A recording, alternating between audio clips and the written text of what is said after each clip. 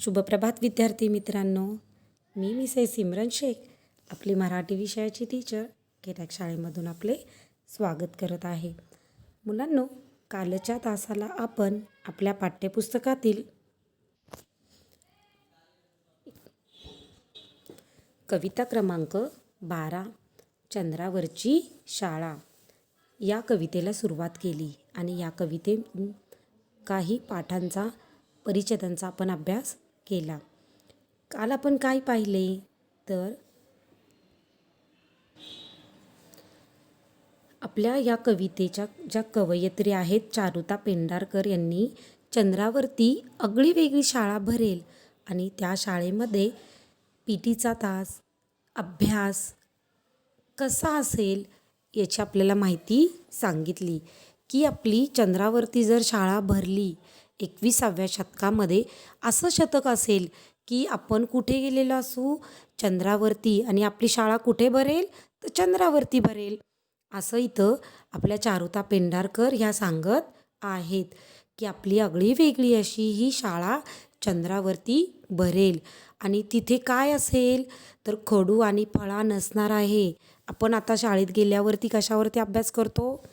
फळेवरती अभ्यास करतो आहे की नाही.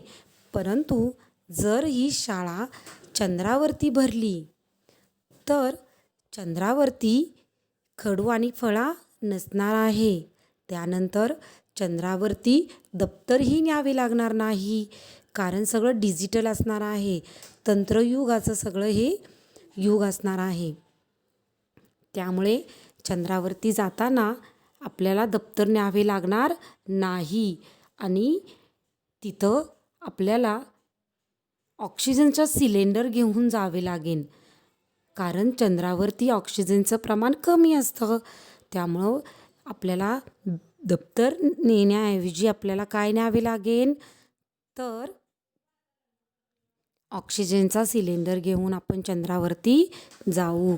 त्यानंतर या ज्या कवयित्री आहेत त्या सांगत आहेत की आपण जर चंद्रावरती शाळेत गेलो तर आपल्याला तिथे भाजी पोळीच्या डब्याची कटकटसुद्धा राहणार नाही कारण एक जेवणाची गोडगोळी आपण खाल्ली की आपलं पोट भरणार आणि आपल्याला जेवणाचा डब्बा चंद्रावरती न्यावा लागणार नाही असं चारुता पेंढारकर आपल्या कवितेमध्ये सांगत आहेत.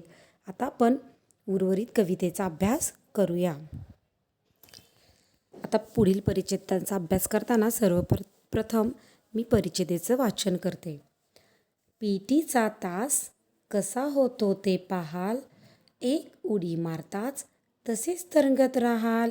म्हणजे पहा तुम्हाला चित्रात दिसत आहे कारण चंद्रावरती हे ऑक्सिजनचं प्रमाण कमी असल्यामुळं आपल्याला उड्या मारत चालावं लागतं.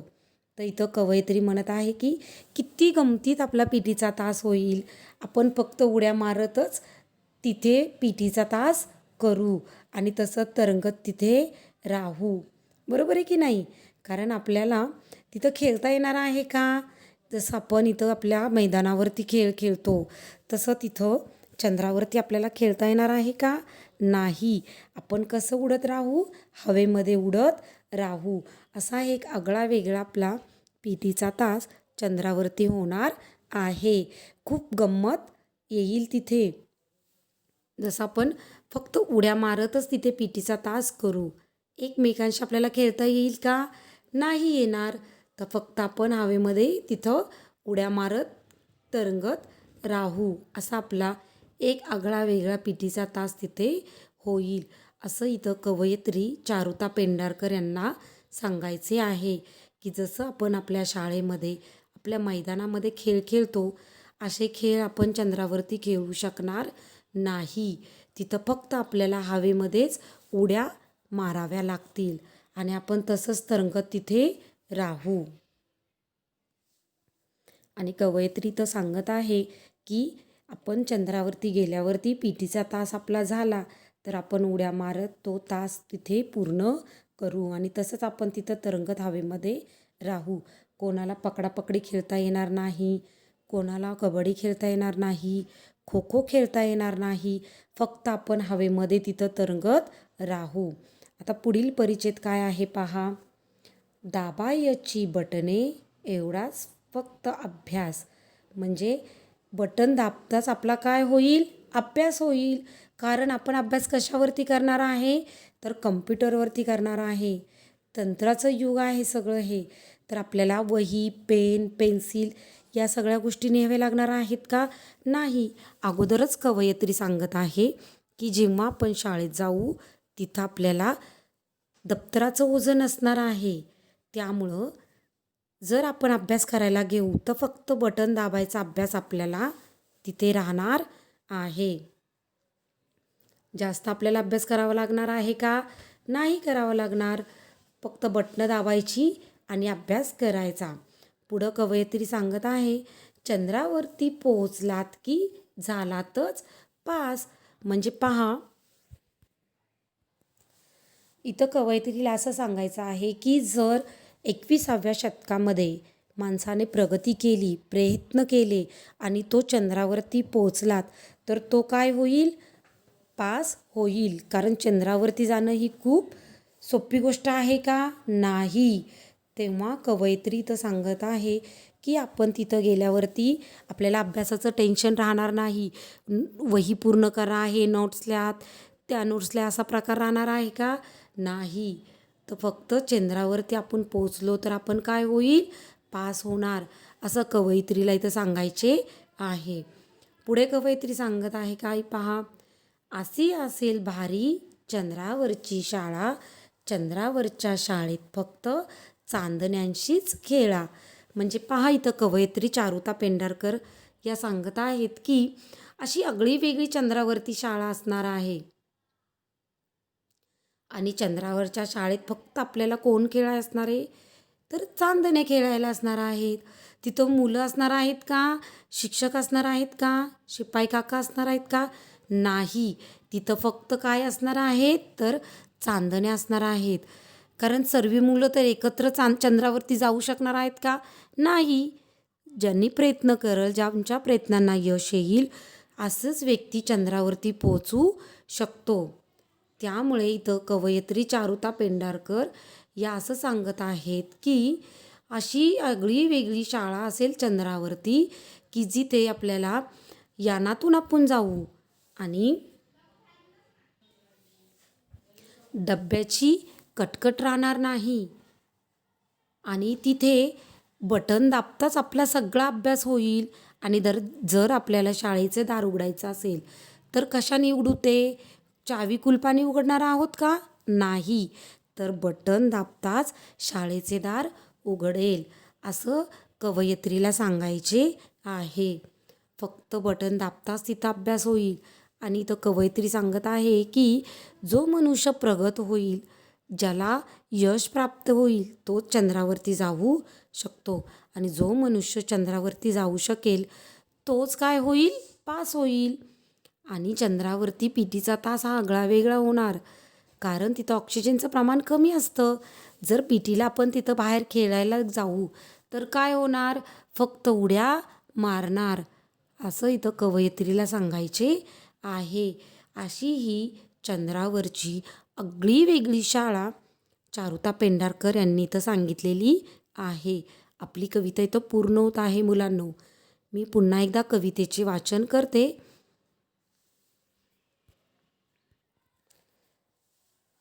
कविता क्रमांक 12, चंद्रावरची शाळा. 21व्या शतकात भरेल चंद्रावरती शाळा, चंद्रावरच्या शाळेत नसेल खडू आणि फळा. छोट्या छोट्या यानातून शाळेत जातील मुले, बटन दाबता शाळेचे दार होईल खुळे. दप्तराचे ओझे तेव्हा नसेल पाठीवरती, ऑक्सिजनचा सिलेंडरच न्यावा लागेल वरती. भाजीपोळीच्या डब्याची राहणार नाही कटकट, जेवणाची गोड गोळी घेऊन टाकायची पटपट. पीटीचा तास कसा होतो ते पाहाल, एक उडी मारताच तसेच तरंगत राहाल. दाबायची बटणे एवढाच फक्त अभ्यास, चंद्रावरती पोहोचलातच की झालातच पास. अशी असेल भारी चंद्रावरची शाळा, चंद्रावरच्या शाळेत फक्त चांदण्यांशीच खेळा. मुलांना आपली कविता इथं पूर्ण झालेली आहे. कवितेबद्दल जर काही शंका असतील तर त्या तुम्ही मला विचारा. आता आपण कवितेच्या खाली जो स्वाध्याय आहे त्याचं थोडक्यात वाचन करूया. चंद्रावरती शाळा या कवितेचा स्वाध्याय सुरू करताना प्रश्न पहिला आहे, एका वाक्यात उत्तरे लिहा. प्रश्न पहिला, चंद्रावरती शाळा कोणत्या शतकात भरेल? कोणत्या शतकात भरेल मुलांनो? तर चंद्रावरती शाळा ही 21व्या शतकात भरेल. पुढचा प्रश्न आहे, चंद्रावरच्या शाळेत जाताना कशाचे ओझे नसेल? तर चंद्रावरच्या शाळेत जाताना पाठीवरती दप्तराचे ओझे नसेल. प्रश्न तिसरा, चंद्रावरच्या शाळेत कशाची कटकट राहणार नाही? तर चंद्रावरच्या शाळेत भाजी पोळीच्या डब्याची कटकट राहणार नाही. प्रश्न चौथा, चंद्रावरच्या शाळेत अभ्यास कसा करावा लागेल? तर उत्तर आहे, चंद्रावरच्या शाळेत अभ्यास फक्त बटणे दाबूनच करावा लागेल. तर प्रश्न दुसरा, 2 ते 3 वाक्यात उत्तरे लिहा. चंद्रावरच्या शाळेत फक्त पास केव्हा केले जाते? तर उत्तर आहे, चंद्रावरच्या शाळेत दप्तर न्यावे लागत नाही, केवळ बटणे दाबून अभ्यास केला जातो. त्यामुळे चंद्रावरती पोहोचलत की पास केले जाते. हे या प्रश्नाचे उत्तर आहे. पुढील प्रश्न आहे, चंद्रावरच्या शाळेत चांदण्याशीच का खेळावे लागणार आहे?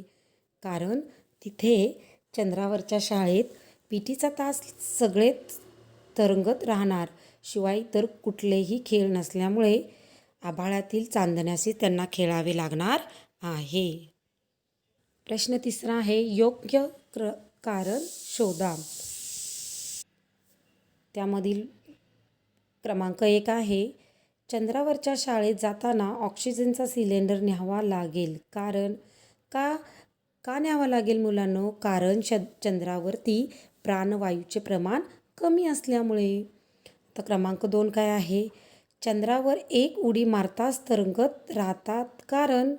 कारण चंद्रावर गेल्यावर गुरुत्वाकर्षण शक्ती कमी असते, त्यामुळे तिथे तरंगत राहावे लागेल. आता प्रश्न चौथा आहे, शब्दातील शेवटचे अक्षर सारखे येणारे शब्द कवितेत शोधून लिहा. म्हणजे यमक जुळणारे शब्द लिहा.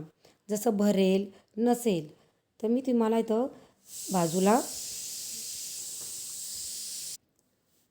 बाजूला असे यमक जुळणारे शब्द चौकटीत दाखवलेले आहेत. जसे मुले, खुळे, शाळा, फळा, कटकट, पटपट, पाहाल, राहाल, अभ्यास, पास आणि शाळा, खेळा. असे हे प्रश्न आहेत. आपण आता इथं स्वाध्यायाचा सुद्धा अभ्यास केला. तर जर काही शंका असतील तर त्या तुम्ही मला विचारा. धन्यवाद.